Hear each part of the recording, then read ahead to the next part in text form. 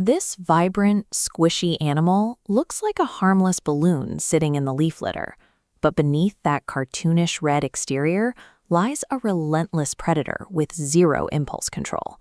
The tomato frog strikes at any movement within its reach. If an object twitches and fits in its mouth, the frog swallows it whole. This high-energy strike response carries a heavy cost in a terrarium.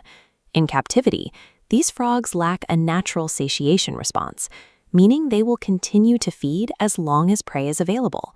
They will readily consume crickets and roaches far beyond their actual nutritional needs.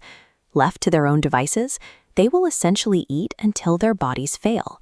A keeper must artificially impose the limits that the wild would otherwise provide, stopping the feeding cycle before the frog's instincts cause permanent harm. This behavior is a direct result of their native environment. In the rainforests of Madagascar, the availability of food is tied to unpredictable seasonal weather patterns. In the wild, tomato frogs are nocturnal ambush predators. They don't expend energy chasing prey. They sit motionless in the damp soil and wait for a meal to wander into their strike zone. Because they rely on insects stumbling into their path, and because those insects are only abundant during specific rains, meals are rare and episodic. This timeline shows their adaptation to scarcity.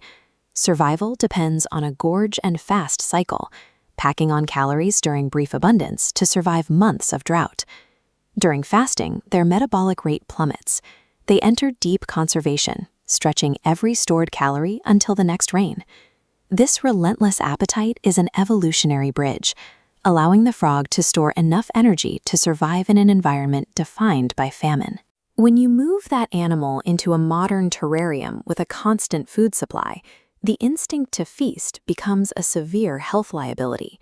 We often interpret a lunging, active frog as a hungry one. This leads keepers to mistake a basic predatory reflex for genuine starvation. By constantly providing food every time the frog strikes at the glass, we are effectively feeding them toward a physical collapse. Excess calories are stored around the groin, flanks, and forelimbs. Without a fasting cycle, this fat pushes inward, compressing the liver and causing filtration failure. Finally, it crowds the chest cavity, pressuring the heart and disabling the immune system.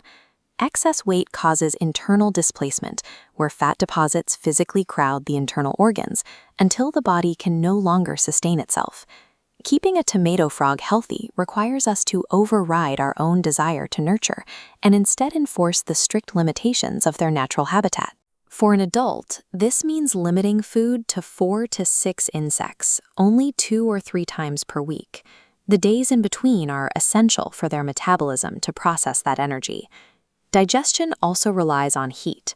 To safely process a meal, the ambient air must stay strictly between 72 and 78 degrees Fahrenheit. If the enclosure is too cold, the frog's internal systems slow down. Food can sit in the stomach without being digested, eventually rotting and causing a fatal infection. We must also address the nutritional gaps of a captive diet.